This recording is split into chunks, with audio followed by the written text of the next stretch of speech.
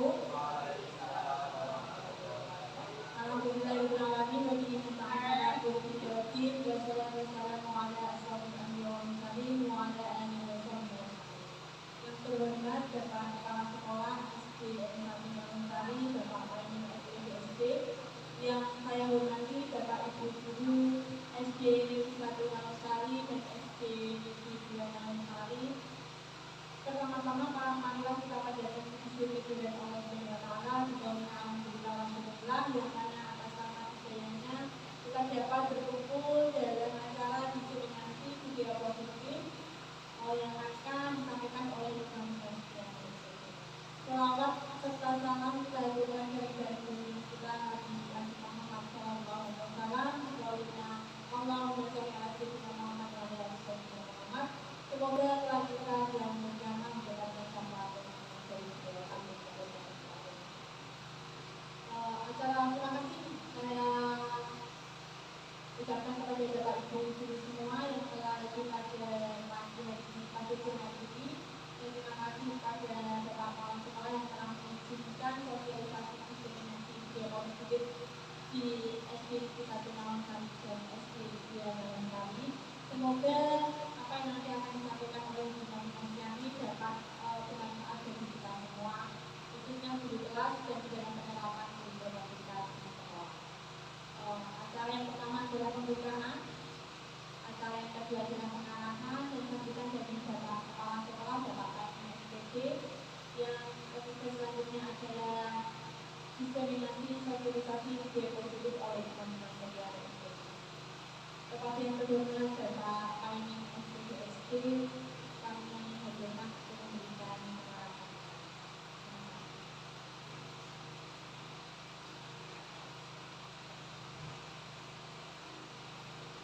Assalamualaikum warahmatullahi wabarakatuh. Terima kasih saya diberi kesempatan. Bapak Ibu, pertama-tama marilah kita panjatkan bersyukur kepada kehadiran Allah Subhanahu wa taala yang pada siang hari ini kita dapat bertemu pada acara diskriminasi budaya positif di SD Negeri Satu Sari. Tak lupa salawat dan salam semoga tetap tercurah pada junjungan kita Nabi besar Muhammad Shallallahu Alaihi Wasallam yang kita ditunggu syafaatnya di hari kiamat. Bapak Ibu, sekali lagi saya ucapkan terima kasih yang menyempatkan waktunya pada datang pada acara siang hari ini. Bapak Ibu, budaya positif yang akan kita lakukan atau yang akan didiskriminasikan oleh Bu Mami nanti sedapat mungkin Bapak Ibu laksanakan, ya, dilaksanakan bersama semua warga sekolah di SD Negeri 1 dan 2 Sari. Dengan adanya acara ini, pertama paling tidak kita semua tahu nanti budaya positif apa yang akan dibawakan.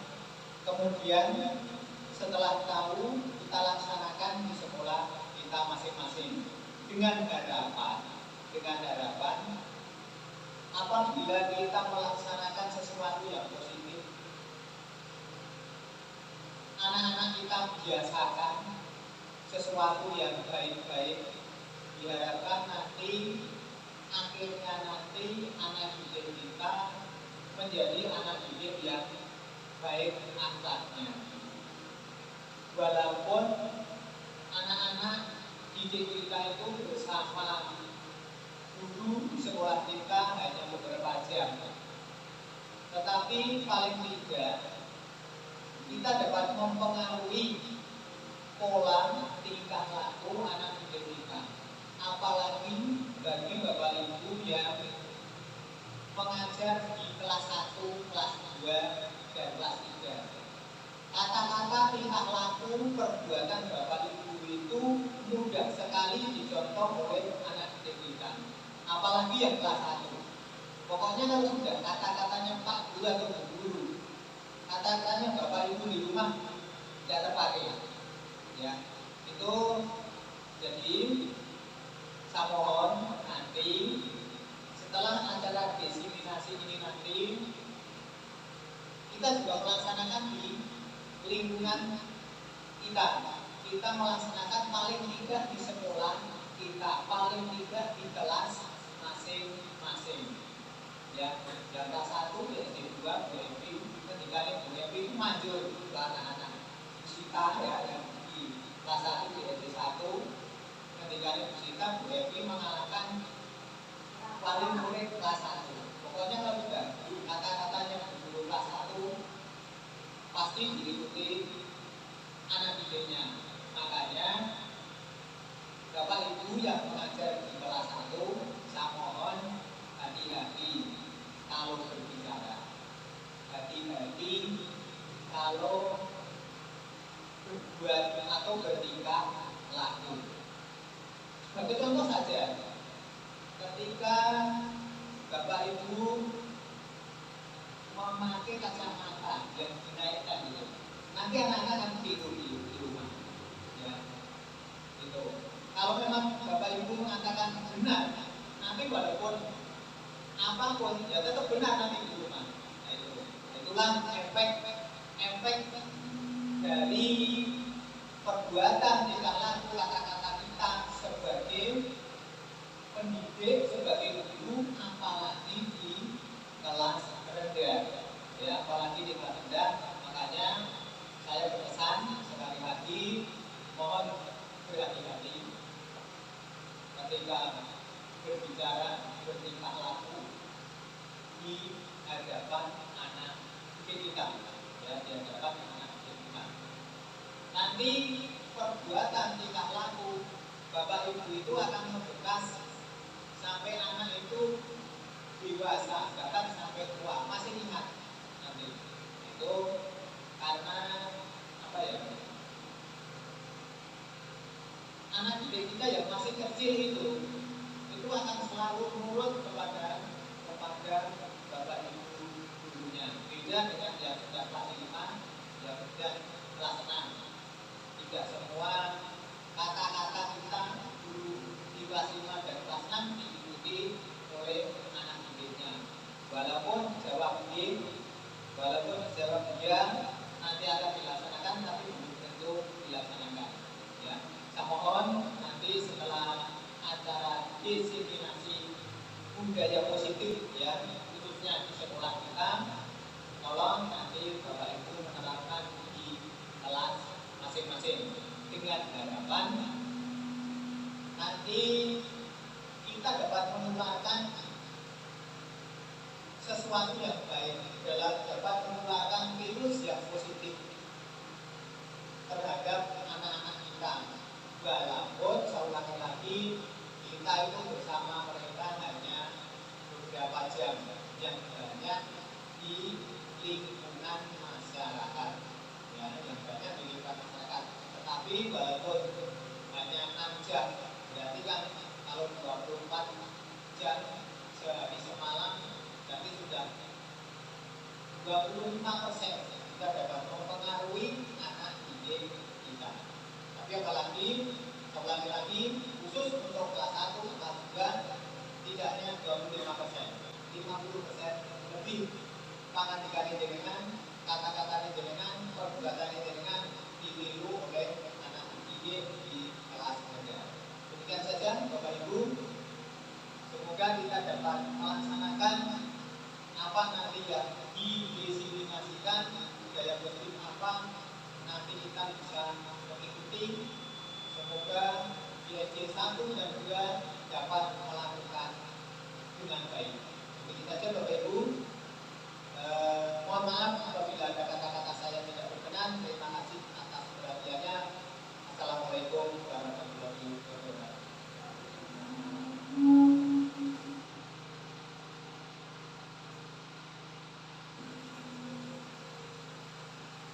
Terima kasih atas waktu dan pengarahannya oleh Bapak Kepala Sekolah Bapak Pemkot SDGSD. Selanjutnya adalah sosialisasi diseminasi budaya positif yang akan disampaikan oleh saya dan Ibu Mami. SDN.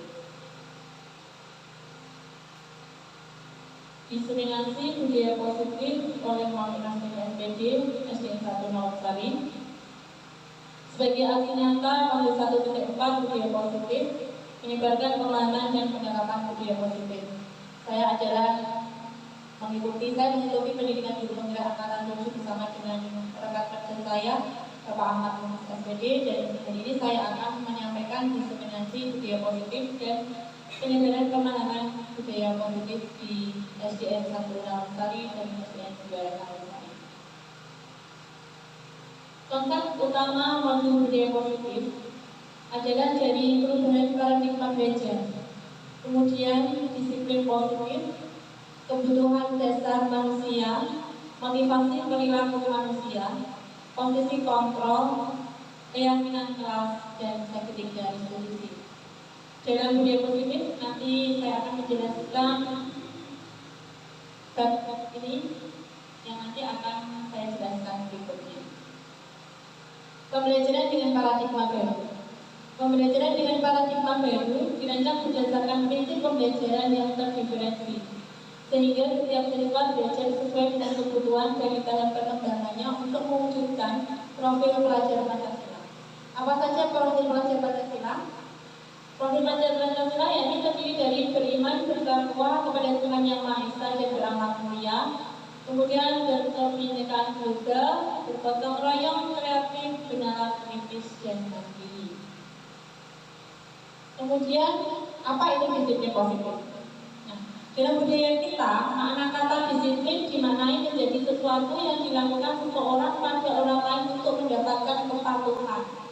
Kita cenderung menghubungkan kata disiplin dengan ketidaknyamanan.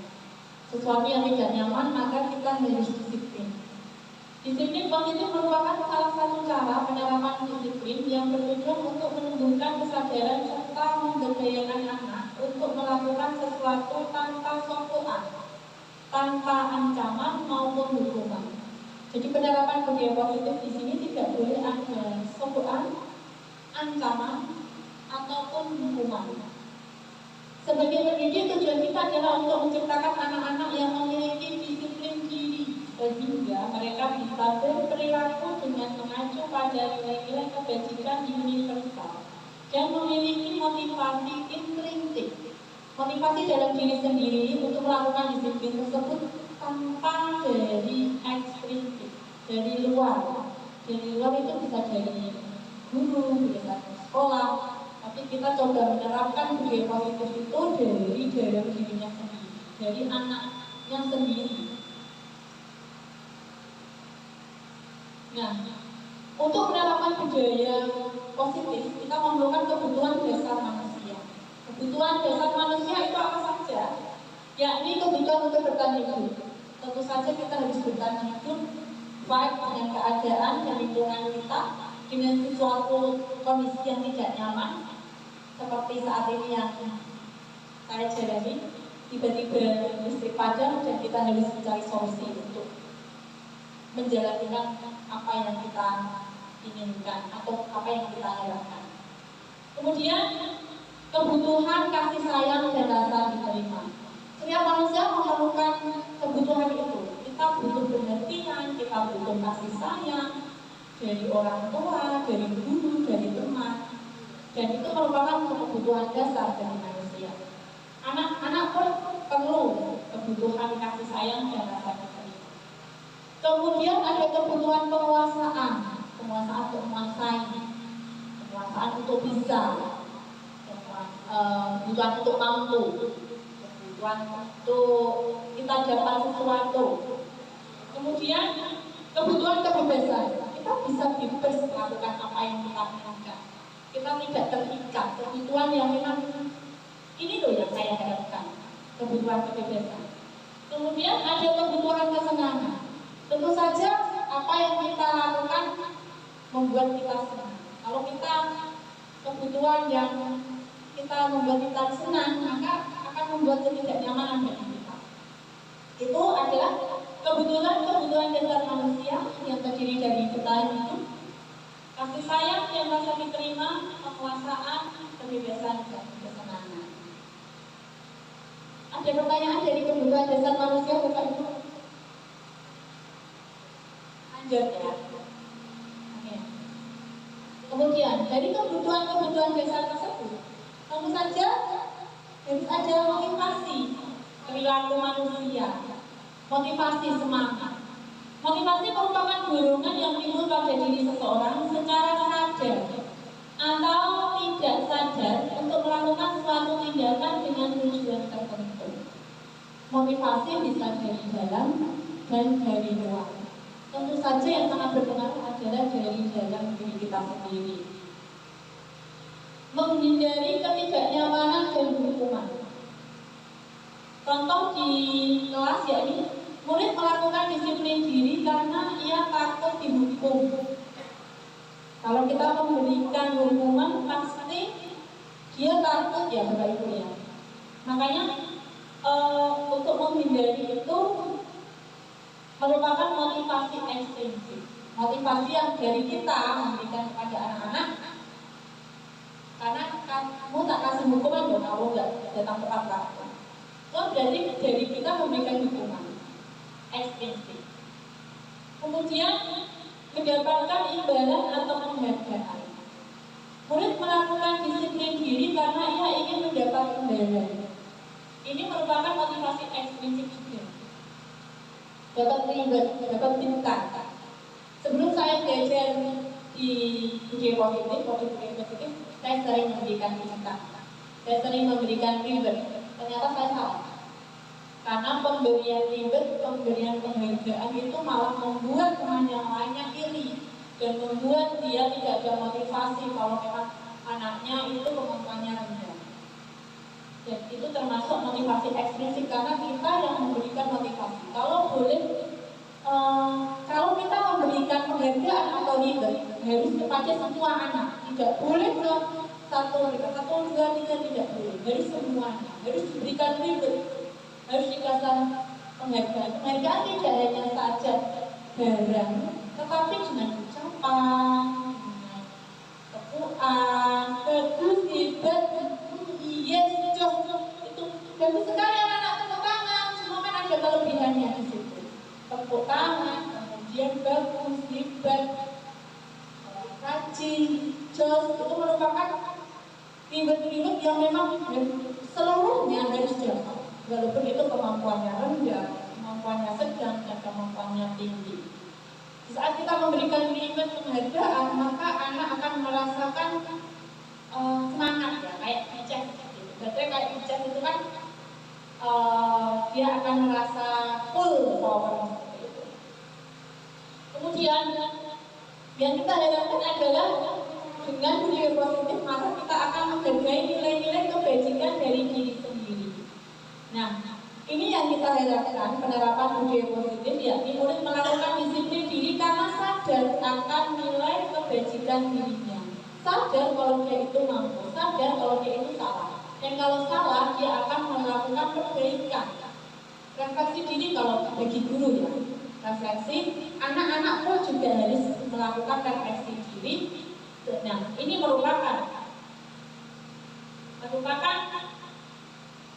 motivasi intrinsik. Jadi bagaimana kita menumbuhkan semangat anak itu untuk memperbaiki dirinya sendiri tanpa ada paksaan, tanpa ada ancaman, tanpa ada penghargaan dari orang lain, tumbuh dari dalam dirinya sendiri.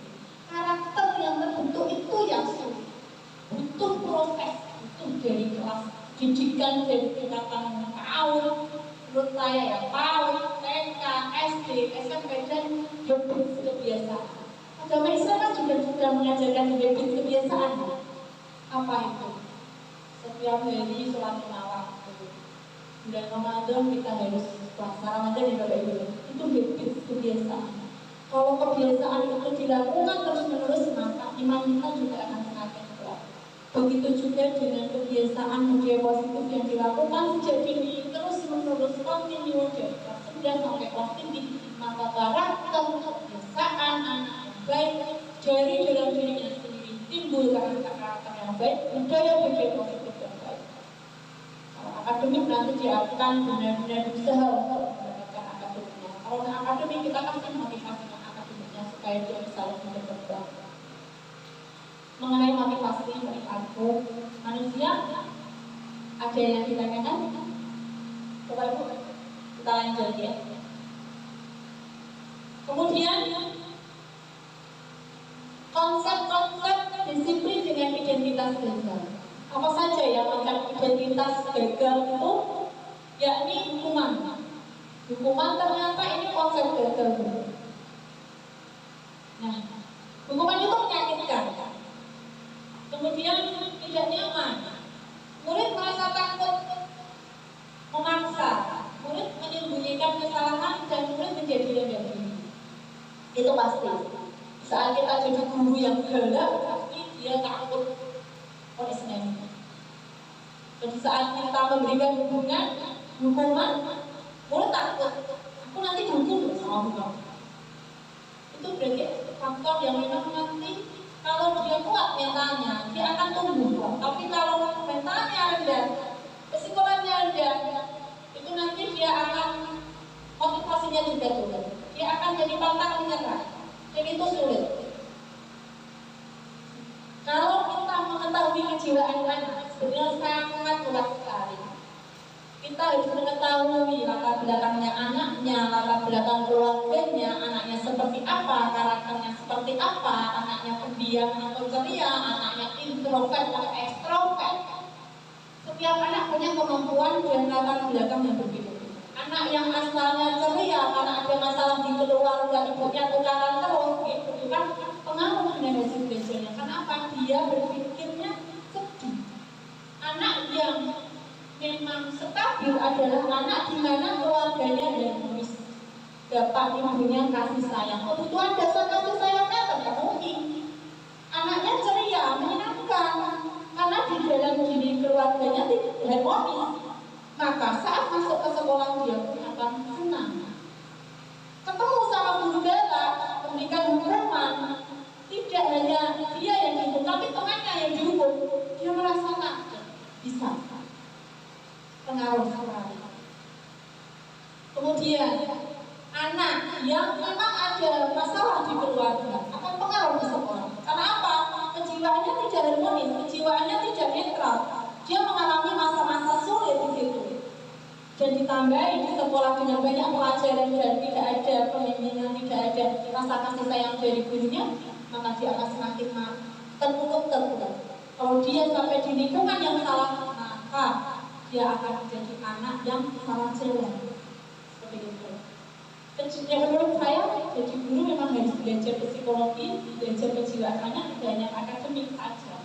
Karena setiap anak punya keunikan sendiri-sendiri. Dia bisa pintar di akademik, dia bisa pintar dengan akademiknya, dia bisa pintar di linguistiknya, bahasanya. Dan itu potensi-potensi yang memang harus kita analisis sebagai guru. Tidak bisa hanya 6 jam. Orang tua pun harus bisa menganalisis anak saya, karakternya seperti apa, bakatnya seperti apa, kita arahkan seperti apa. Jadi guru dan orang tua harus sinergi untuk mendapatkan hasil akhir dari anaknya ini seperti apa. Tidak bisa kita kendalikan menurut kita atau menurut guru.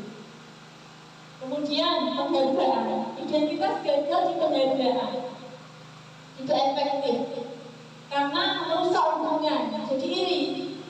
Saya pernah membuat ribet, jadi ternyata saya salah. Saya salah karena yang tidak dapat bintang, dia akan merasa ini dengan temannya. Di saat dia berusaha dengan akademiknya itu, dia tetap tidak bisa karena kemampuannya rendah. Dan itu yang membuat dia dan akhirnya menjadi tidak semangat belajar. Kemudian mematikan kreativitas, mengutuk dengan sistem ranking, merapat dan menghargai dirinya. Kalau dikasih bintang semua. Kalau saya menerapkannya sekarang bintangnya kelompok, jadi harus kerjasama. Yang merasa pintar jangan merasa pintar, yang merasa tidak bisa jangan merasa tidak bisa. Kalau sudah kelompok berarti kolaborasi. Semuanya harus bekerjasama. Yang tidak bisa optimalkan apa kelebihannya. Hanya dia gambar, berarti dia yang gambar.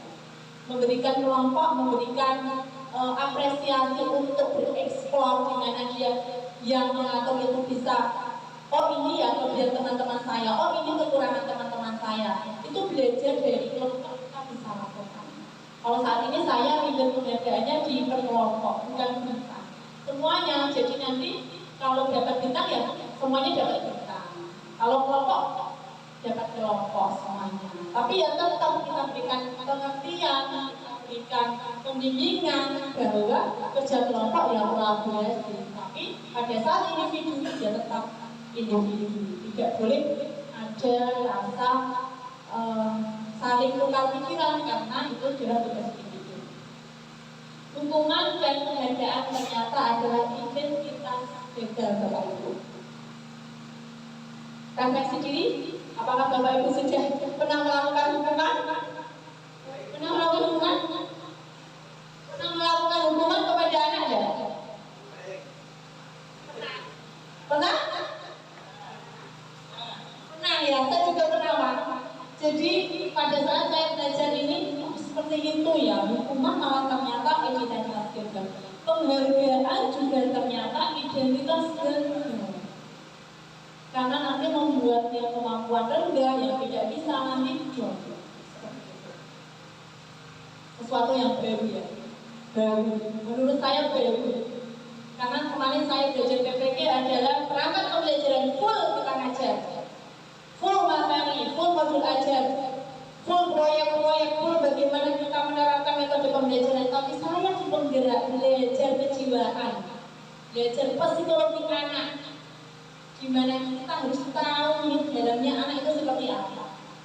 Makanya dalam undang-undang kan guru itu boleh menjadi psikolog karena psikolog itu tahu ilmu kejiwaan dan memang penting gitu menurut saya. Tapi kalau dirasakan ya benar gitu. Kalau kita nggak tahu kejiwaan anak-anaknya ini jadi pinter, tapi karena ada masalah di keluarga ini jadinya berpikir seperti itu. Sering kita mendapatkan seperti itu. Atau kita menganalisis anak satu aja. Pasti kita menemukan sesuatu yang baru yang di luar konteks akademik. Betul nggak? Betul? Betul ternyata. Dan itu sangat pengaruh sekali. Karena di saat kita bilang sayang, halo sayang, itu anak tuh tidak pernah dengar sayang. Tapi di saat guru bilang sayang ya sudah, itu rasanya ngomong gitu. Saya pernah ngomong. Nah sudah ya, kalau ini dikasih sayang saya nggak mau karena nanti kecenderungan. Karena pubertas sudah mulai pubertas. Tapi kalau pas dia dikasih saya nggak apa-apa. Karena memang nanti itu adalah apa ya? Aksi nyata kita memberikan penghargaan dia. Gimana sayang? Hanya sekedar sayang, tapi di rumah dia tidak pernah mendengarkan kata sayang. Tapi sangat berarti karena saya pernah ke dokter psikiater berikan sayang pada anak. Peluk anak. Peluk anak. Tapi nanti kalau remaja dipeluk ya, itu biasa dipeluk. Itu sangat pengaruh sekali. Biasa sayang, biasa peluk. Nanti kalau sudah bisa kan sudah tidak mau dipeluk. Pasti itu ya, ya. Kemudian ada identitas sukses. Identitas sukses yakni konsekuensi. Dinyatakan konsekuensi karena penguatan jangka pendek. Kemudian perlu monitoring berkelanjutan, ada stimulus dan respon. Murid menghormati peraturan, kehilangan waktu untuk merenungi kesalahan. Ya, di sini identitas yang sukses itu ada konsekuensi. Konsekuensi itu seperti ini Bu. Kalau kamu tidak masuk ke sekolah tepat waktu, nah ya, nanti konsekuensinya adalah kamu mengerjakan tugas literasi. Kamu mengerjakan soal numerasi. Itu konsekuensi. Jadi tidak tahu muridnya, kita memberikan konsekuensi. Kalau kamu seperti ini, maka konsekuensinya seperti ini. Kan murid sudah tahu. Beda dengan hukuman. Hukuman itu murid tidak tahu. Contohnya, kamu tidak mengerjakan PR ya? Kalau begitu kamu keliling lapangan 10 kali. Zaman saya sekolah seperti itu. Gini betul. Didikannya keras Bu, tapi kalau mentalnya tidak kuat, ngedon. Anak sekarang seperti kerupuk menurut saya. Kalau dirintem ajur, kalau dijarke lepeng. Terus betul. Kita sering gitu. Kalau diremok, diseneni lepeng dia. Jol. Tapi kalau dijarke menurut saya anak sekarang seperti itu. Karena memang banyak teknologi informasi semakin banyak, pengendalian orang tua, wawasan pendidikan orang tua juga semakin berkurang. Orang tua yang notabene-nya harus tahu pendidikan sekarang seperti apa. Mereka hanya berpikir seperti zaman dahulu, zaman aku sekolah, urusannya guru, padahal itu berkesinambungan dari guru dan orang tua harus bersinergi. Masyarakat lingkungan sekitar juga berpengaruh, teman-teman. Konsekuensi. Jadi kalau hukuman, murid tidak tahu ya, wah aku dihukum seperti itu. Tapi kalau konsekuensi itu murid tahu. Kamu kalau tidak mengerjakan PR, kamu mengerjakan soal PR-nya itu 5 kali. Oh iya, kan nanti kalau nggak mengerjakan PR kan ada konsekuensinya seperti ini. Kan berarti sudah disepakati. Murid sudah tahu. Tapi kalau hukuman itu murid tidak tahu. Tak senengin gurunya dewe, ya wes kamu lari sampai lapangan, ya wes kamu berdiri di sini. Itu namanya hukuman. Dan terkadang, guys sendiri saya juga seperti itu. Itu dengan pikor. Khususnya di kelas tinggi. Kenapa gregetan? Gregetan mata anak materinya sudah banyak, anak-anak nggak serius, anak-anak terlalu santai. Kita yang bikin menentang, apalagi yang kelas 6 mau ujian, yang menentang guru deh, anak-anak santai. Kalian dapat 2 bulan, orang mau sebenarnya itu biji. Apa ya anak-anak seperti itu? Sebenarnya kamu kok biji, nggak dapat 80, sebentar. Kenapa ya anak seperti itu? Jadi motivasi dari dirinya. Seperti itu.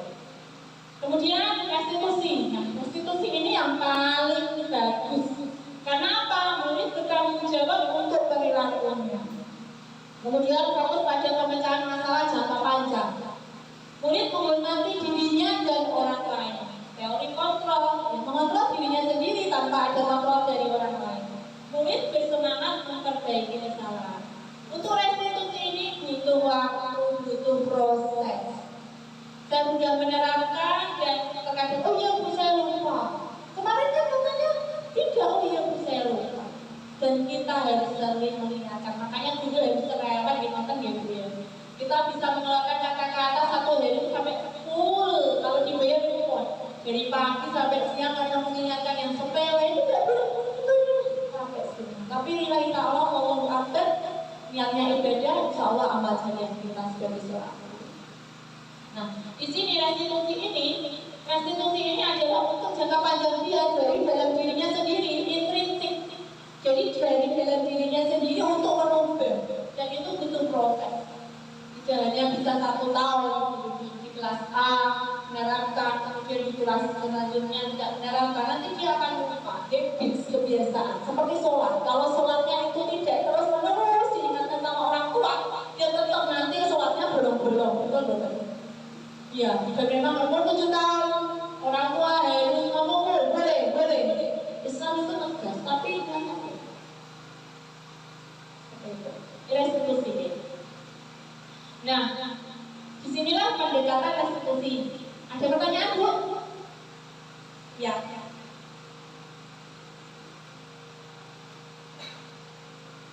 Ya, assalamualaikum warahmatullahi wabarakatuh. Perkenalkan nama saya Risma. Di sini saya mau bertanya terkait dengan sebelum restitusi tadi konsekuensi. Oke, konsekuensi kalau menurut saya itu hampir sama dengan kesepakatan kelas. Nah, untuk kesepakatan kelas itu menurut jenengan dan guru yang lain itu sebaiknya dilaksanakan di awal. Maksud saya di awal itu di awal tahun pembelajaran, maksudnya awal dia masuk kelas kita buat kesepakatan dulu, atau kesepakatan kelas itu bisa dilaksanakan secara bertahap, maksudnya ketika sudah pembelajaran berlangsung, kemudian kita melaksanakan kesepakatan yang akan kita jalankan di kelas tersebut. Begitu saja pertanyaan dari saya. Terima kasih. Assalamualaikum warahmatullahi wabarakatuh.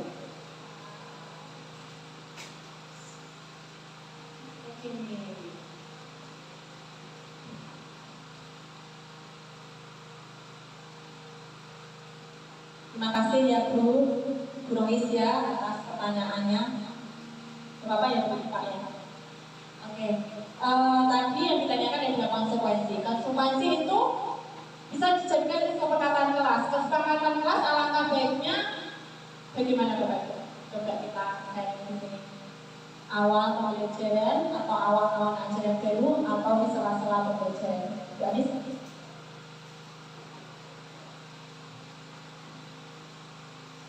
kalau menurut saya bisa dilaksanakan di sela-sela pembelajaran sambil melihat anak-anaknya itu karakternya seperti apa, di kelas itu seperti apa, biasanya melakukan kesalahan seperti apa. Ya. Ada pendapat yang lain?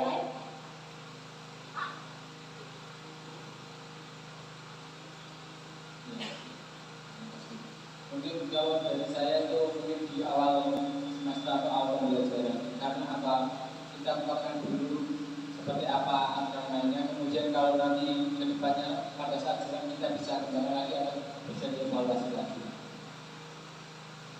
Terima kasih ya Pak Wil ya. Menurut saya memang di awal tahun pembelajaran baru, makanya semester 1, kita semester 1 awal kita buat kesepakatan kelas, kita buat konsekuensi, tapi nanti kita belajarnya di institusi Bu. Konsekuensi itu nilainya poinnya lebih rendah dari institusi. Nah nanti akan saya jelaskan tentang penerapan restitusi. Nah untuk kesepakatan kelas itu biasanya lebih baiknya adalah di awal pembelajaran di semester 1, nanti di semester 2 seperti apa. Kita buat aturan yang nanti jadi disepakati oleh siswa dan kesepakatannya itu secara bersama dan nanti tidak konsekuensi tapi restitusi. Nanti akan saya jelaskan lagi ya. Penasaran? Penasaran. Oke, sekarang pendekatan restitusi adalah sebuah cara menanamkan disiplin positif pada murid.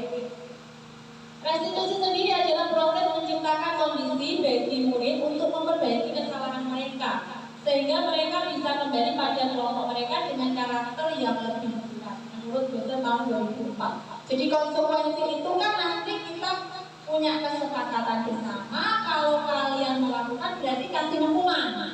Oke. Tapi kalau restitusi tidak, kita adakan kesepakatan bersama, tapi kita tidak berikan hukuman. Kita tidak mengejas dia dengan hukuman, tapi bagaimana menyadarkan dia dari dalam dirinya bahwa dia punya kesalahan. Sebagai guru kita sudah sering melakukan dengan refleksi diri. Nah ini kita terapkan kepada murid, refleksi diri dengan restitusi. Kemudian cirinya adalah bukan menebus kesalahan, namun belajar dari kesalahan. Kalau konsekuensi apalagi hukuman, dia menebus kesalahannya. Saat kesepakatan bersama itu dia tidak memenuhi kesepakatan bersama, maka konsekuensinya adalah kamu harus mengerjakan soal, kamu harus menyapu, kamu harus membersihkan. Berarti dia kan menebus kesalahan kalau konsekuensi. Tapi kalau restitusi, kita akan menerapkan restitusi ini adalah belajar dari kesalahan. Kamu salahnya apa? Terus bisa diperbaiki tidak dari kesalahan kamu? Kita bicara dari hati ke hati. Itu. Kemudian memperbaiki hubungan. Wah, aku tidak ngerti hubungannya kok ini mesti. Wah, dia cari. Wah, boleh ini. Tapi kita senang. Oh iya, coba jelaskan dengan senyum. Kira-kira dia nanti jika kita takut gak ya dengan muka saya yang kadang galak, saya diam terlihat galak seperti itu, tapi saya hanya dia kan, oh, kok gak boleh-boleh dong, mami kok gak marah-marah ya, saya memperbaiki dengan saya, jadi dia gak takut dengan saya. Kemudian tawaran, bukan paksaan, kita menawarkan. Kita kasih oleh ini baik apa buruk sih mas? Ini baik apa buruk ya mas? Dia nanti berpikir, oh saya akan, oh berarti saya buruk. Iya, terus apa yang kamu lakukan? Restitusi seperti itu. Kemudian menuntun untuk melihat ke dalam diri. Jadi dia lihat dari dalam dirinya sendiri. Oh saya punya salah ya. Seperti itu. Kemudian mencari kebutuhan dasar yang mendasari tindakan. Apa sih yang menyebabkan kamu seperti itu? Saya nggak disayang ibu, saya nggak diperhatikan ibu. Akhirnya saya mencari kasih sayang di sekolah. Saya mencari kasih sayang dengan membuat kesalahan sehingga guru memperhatikan saya. Efek dari keluarga kejiwaan.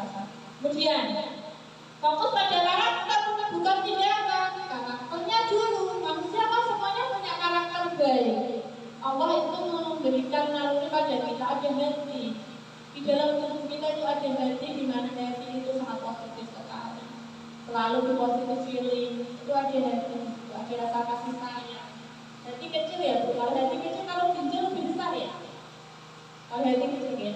Kemudian menguatkan dan fokus pada solusi. Kita memberikan solusi pada dia. Perbedaannya, perbedaan kita sering tidak mengerjakan PR, ada hukuman. Hukuman berarti dia tidak tahu nanti saya dihukum apa. Guru menghukum siswa tersebut dengan penjara selama 10 menit. Guru marah dan murid menjadi takut. Kadang kita sering seperti itu. Kemudian konsekuensi, guru memberikan konsekuensi untuk mengerjakan PR-nya saat istirahat atau dikerjakan sebanyak 3 kali lipat. Nah, konsekuensi ini kita beri kesepakatan tentunya. Kita buat kesepakatan bersama, kemudian ada konsekuensi ya. Kalau kamu tidak mengerjakan PR, maka kamu akan mengerjakan PR-nya 3 kali lipat. Saya sering sebelum saya belajar budaya positif, saya sering melakukan ini. Konsekuensi. Kemudian guru tegas dan siswa menghormati peraturan. Guru tegas. Kemudian dari Indonesia adalah guru menanyakan keyakinan kelas. Kalau kita sudah berkesepakatan kelas, maka yakini apa yang kita sepakati bersama. Dari dalam diri, membantu, dan kemudian kita membantu siswa menyelesaikan masalah. Guru terbuka. Ayo coba kita sharing. Ya, kenapa sih seperti itu?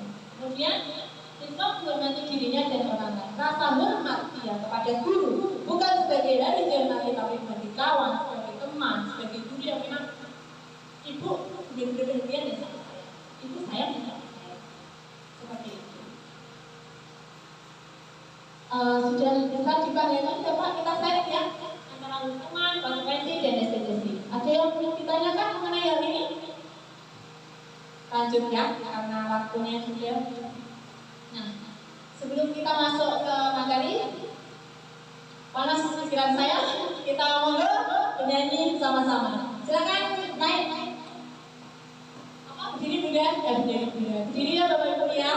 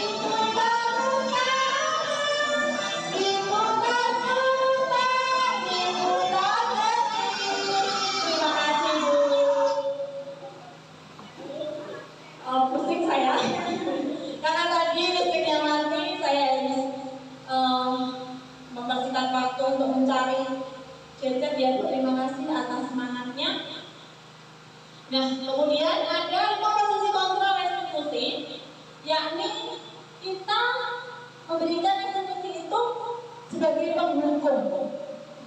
Kita memposisikan diri kontrol sebagai penghukum. Kemudian ada membuat rasa bersalah. Kemudian kita berperan sebagai teman, sebagai pemantau, dan sebagai manajer.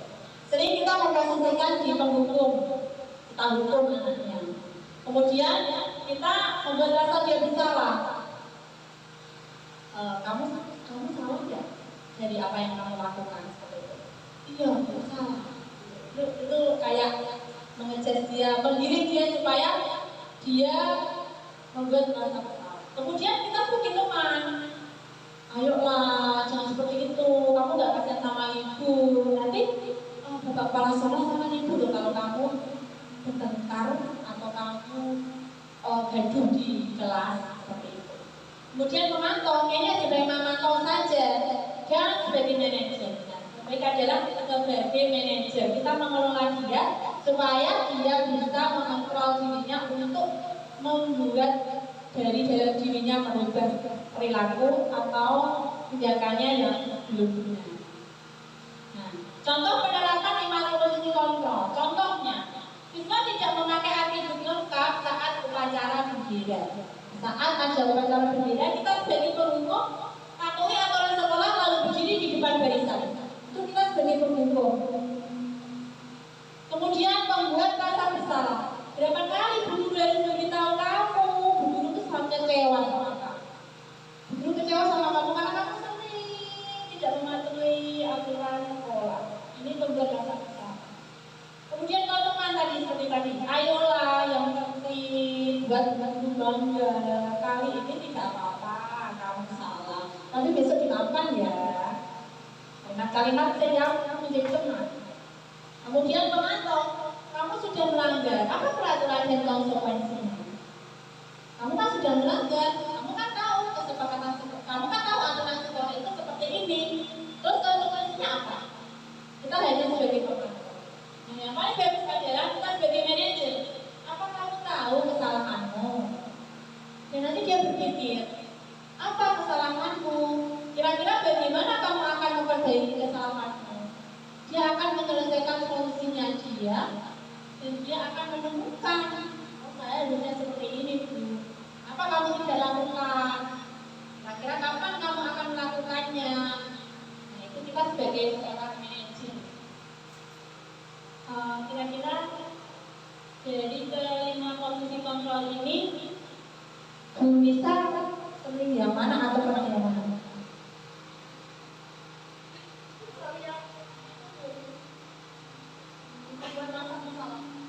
Membuat rasa bersalah. Sudah pernah ke manajer? Ya, berarti pada saat dia melakukan kesalahan, dengan tanyakan dia, kemudian dia tahu kesalahannya dia, dan dia coba memperbaiki kesalahannya dia.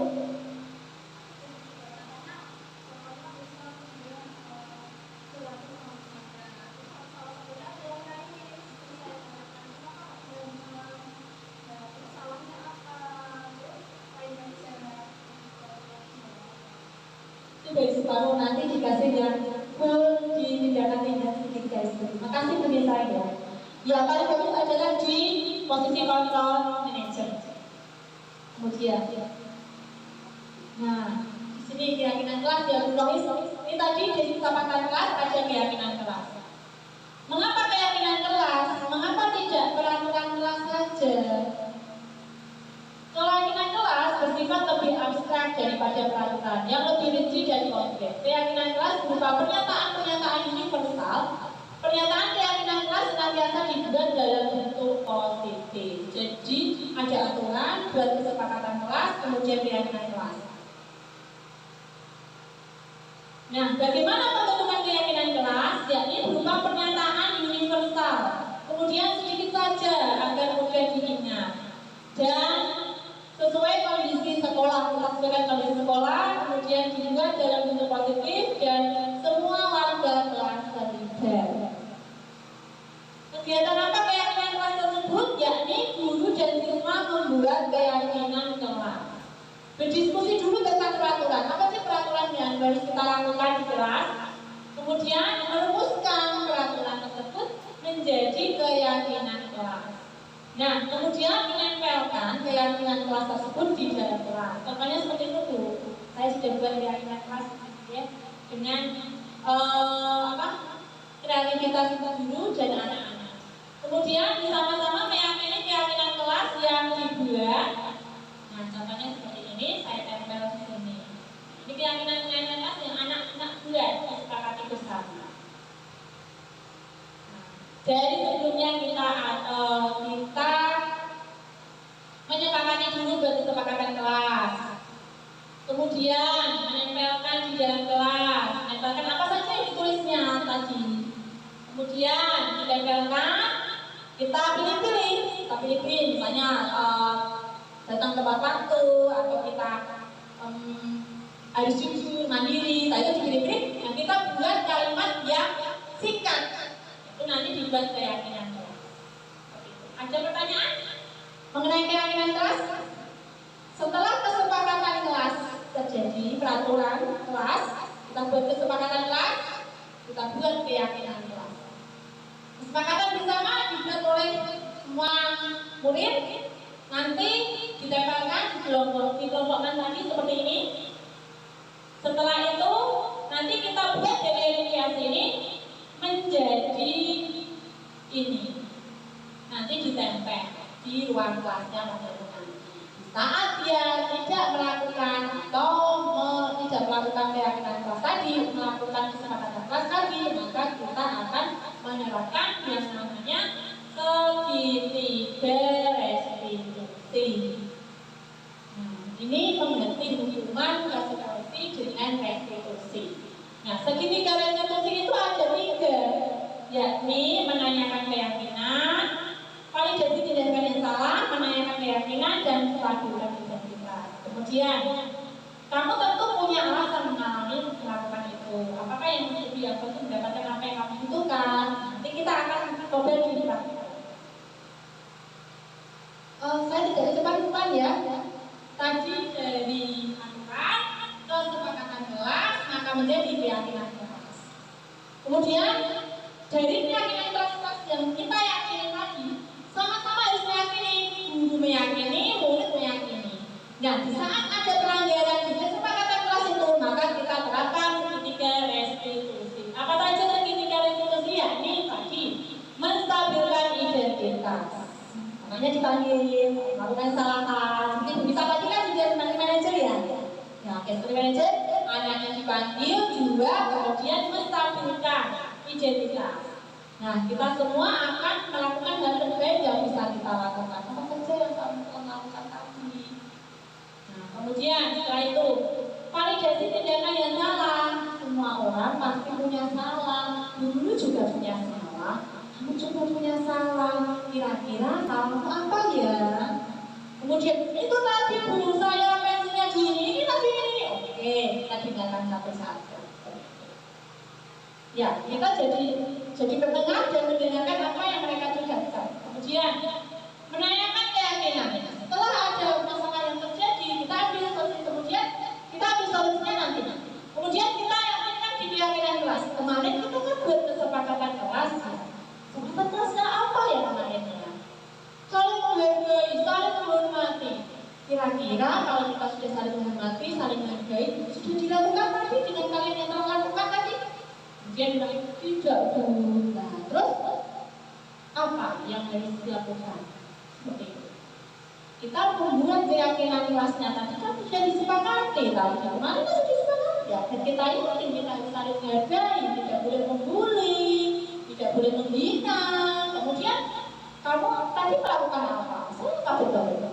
Dia akan jawab apa yang kamu lakukan salah apa benar? Dia pasti akan jawab salah karena dalam dirinya tidak salah. Terus kalau sudah salah, apa yang kamu akan lakukan? Kita giring dia, oh iya, kita kan tidak boleh saling ini bu. Dan kita akan memberikan solusi. Kira-kira solusinya apa?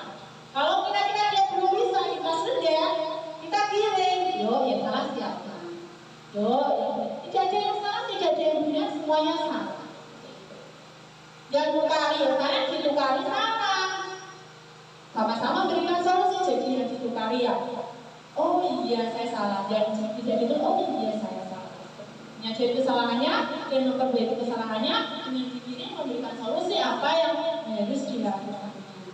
Seperti itu ya, dan nanti ditambahin memberikan solusi pada masalah yang terjadi dan keyakinan kelas supaya dalam diri motivasinya itu dia mau untuk melakukan perbaikan.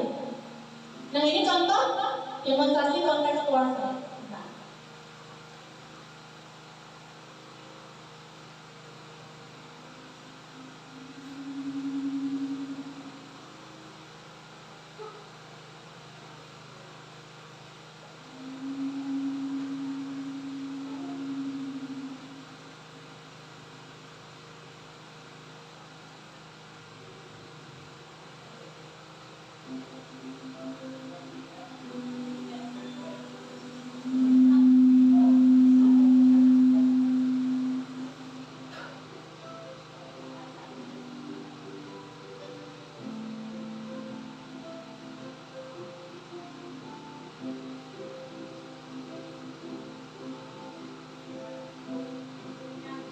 Pada kasus satu, ada murid saya memang sering terlambat, namanya Mas Eri.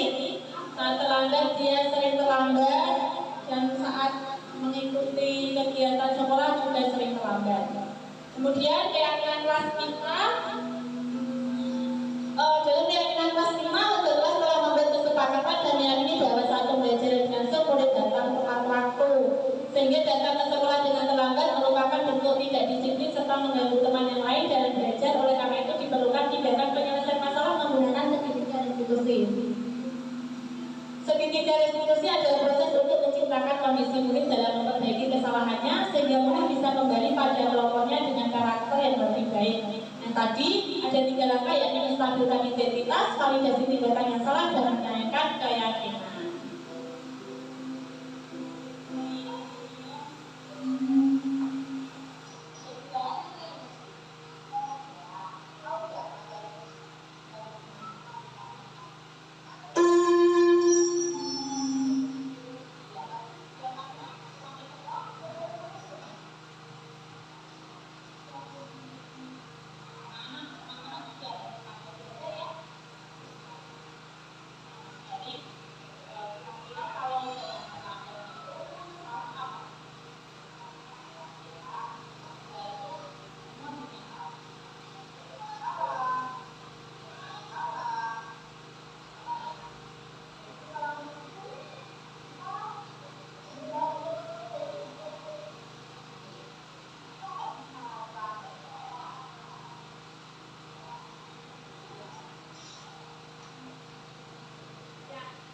Demikian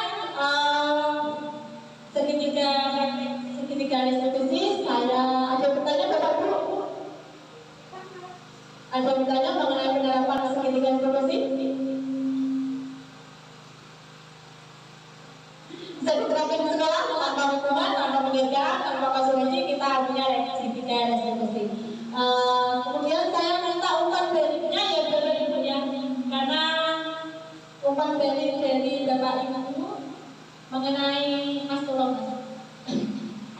Oke. Apa yang dari penerapan sosialisasi dari sosialisasi diskusi biologi saya, panjenengan bisa mengungkapkan apa manfaat dari budaya positif ini, kemudian apa yang panjenengan rasakan. Nanti setelah selesai umpan baliknya, jangan bisa menggambar seperti ini. Jadi saya tahu kalau senang sekali bisa digambar seperti ini ya Bu, senang sekali dengan dimensi ini. Kemudian kalau senang saja bisa gambar seperti ini di bawah. Kemudian kalau sedih ya karena waktunya mohon maaf udah waktunya bagian semuanya, dan insya Allah ilmunya ini bermanfaat untuk perbaikan tindakan kita kepada anak-anak yang mempunyai kesalahan.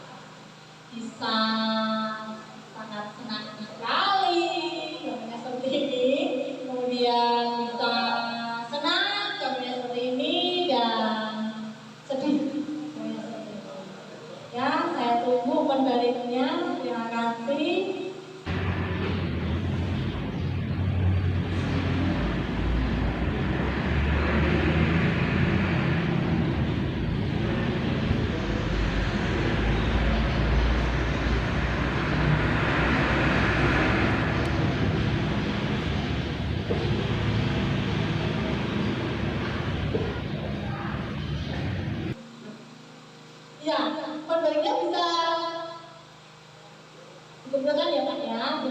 kasih atas waktunya sudah menulis umpan balik dan memberikan apresiasinya kepada diseminasi budaya positif saya. Terima kasih ya Bu Hani. Terima kasih.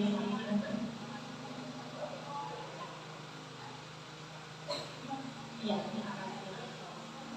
Semoga apa yang saya sampaikan bisa bermanfaat dan memberikan sesuatu yang baru untuk kita bisa menerapkan budaya positif di kelas kita dan nanti bisa konsisten. Terima kasih kepada Bapak Kepala Sekolah yang telah mengizinkan saya untuk memberikan sosialisasi diseminasi budaya positif di SD 1 Sandra Sari dan SD 2 Sari. Demikian diseminasi budaya positif yang dapat saya sampaikan. Mohon maaf apabila ada kesalahan tutur kata saya yang kurang berkenan bagi Bapak Ibu semuanya. Terima kasih atas perhatiannya. Wabillahi taufiq wal hidayah. Wassalamualaikum warahmatullahi wabarakatuh.